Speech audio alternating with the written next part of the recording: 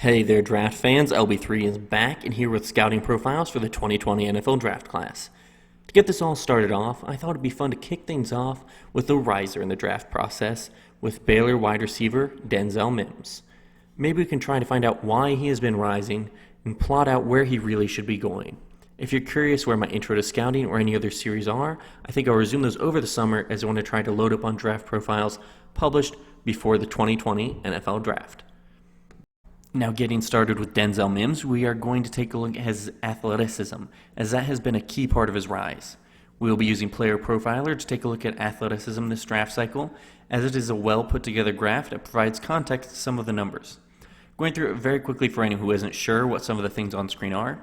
College Dominator is the percentage of their team's production they were responsible for at their position.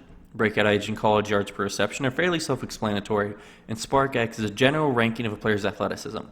Also, the numbers in parentheses are the percentile ranking, or how they compare to others at the position. Now moving on to look at his full athleticism, we can see a big reason why he's moved up. At the combine, Mims ran a 4.38, which is generally fast, but especially for a player of his size. He also did very well in the burst drills, which are the vertical and broad jump. When a player with good size runs and jumps as well as Mims did, we also normally expect a bit of quality drop in their agility drills, but we did not really see that with Mims, as he did very well in the three-cone. Misfinely enough, though, he followed that up with a very poor shuttle time, which also is an agility drill. But overall, taking a look at his complete athletic profile, we can see why he has shot up boards. Mims is the size-speed prospect of the 2020 class, and teams love the potential that type of player brings who can stretch the field but also go up and get the ball. Moving on for the remainder of the video, we will be taking a look at some of Denzel Mims' strengths and weaknesses. First off, I would like to say that going into making this video, I really wanted to love Denzel Mims as a Bengals fan. He's a favorite of a lot of fans for the 33rd pick, but I did not end up liking him as much as I was hoping to. We'll get into why a bit later, but it's not necessarily a bad thing. It's partially a bad process on my part. First off, let's get into what is great about Mims other than the athleticism and production profile. The first strength that we're going to take a look at is what I would consider strongest attribute, which is his great hands and body control. He's able to fully extend his arms from his body and secure the ball before bringing it in. He also has great body control, and you will likely see frequent toe tap catches from him when he's in the pros. Now let's take a look at some clips of this. All of the clips I want you to just look at how his arms are fully extended out and he snags the ball away from his body. Also look and see how a lot of these catches are catches that could have been allowed into his body as well.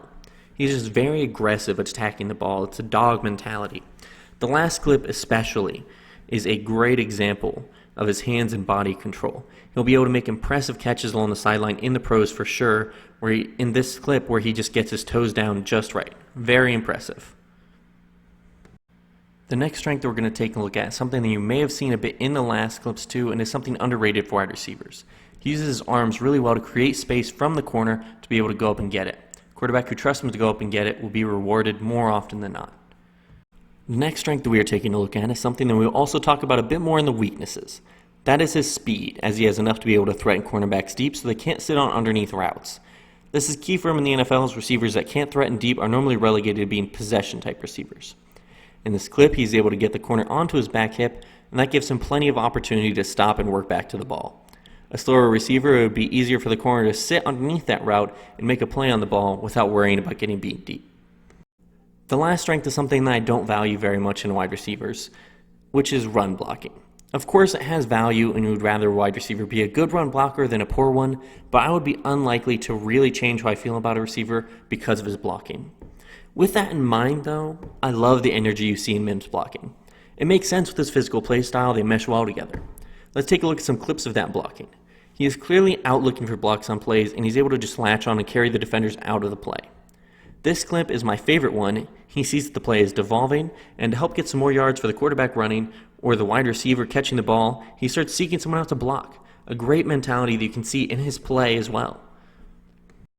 Now let's move on to the weaknesses. I don't have as many clips for the weaknesses because they aren't something I think could be encapsulated in one play. With that out of the way, let's get started with the first weakness. The first weakness we are taking a look at is his refinement and technique. While he is better than some Baylor wide receivers of the past, Mims still has a way to go in terms of a lot of the small things in terms of playing wide receiver. In general, his route running is pretty good, honestly, but his footwork, head movement, and several other things could all use minor improvements to really take his route running to the next level. For example, in this clip, I believe he could have sold the vertical route more and used his arm to create more space. The next weakness feeds off that last clip and ties in with that strength I mentioned earlier, in that I don't believe he played nearly as fast as he tested.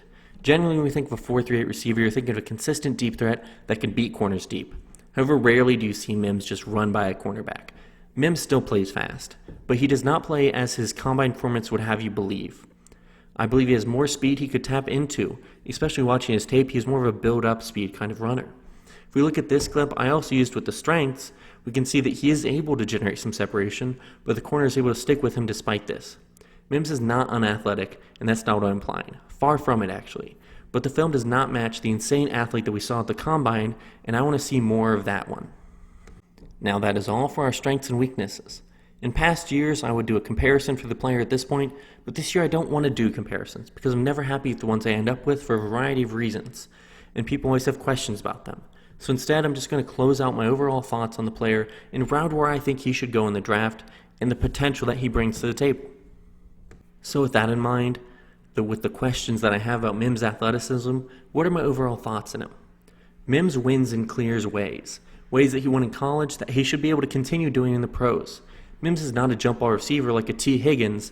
His skill set should more easily be able to translate. Mims should be able to win some routes with physicality and strong ability to go get it like an Alshon Jeffrey or an Allen Robinson. The key to his potential is if he can tap in to the other parts of his game that still need to improve or that he still needs to show a bit more. He will be able to ascend to that next level by tapping into his athleticism or completely refining his route running ability. For a player with a clear path to success in the NFL and high ceiling, I am a fan. I'm not as big of a fan as I thought I would be or as I wanted to be, but honestly that might be because of my expectations coming in. I still think taking him in the late first to mid-second would be great value and bring a safe floor with a really high ceiling for a really talented player. For anyone who listened and enjoyed, make sure to subscribe as there will be more of these videos coming. If you have any questions or comments, feel free to leave a comment and I'll try to respond to everyone. My next video will be on Arizona State wide receiver Brandon Aiyuk, but after that it will be open, so I'm going to post a poll in the description where you can vote on the player after Aiyuk I will make a video on. Thank you very much. This has been LB3 Scouting, and there will be a lot more great stuff coming.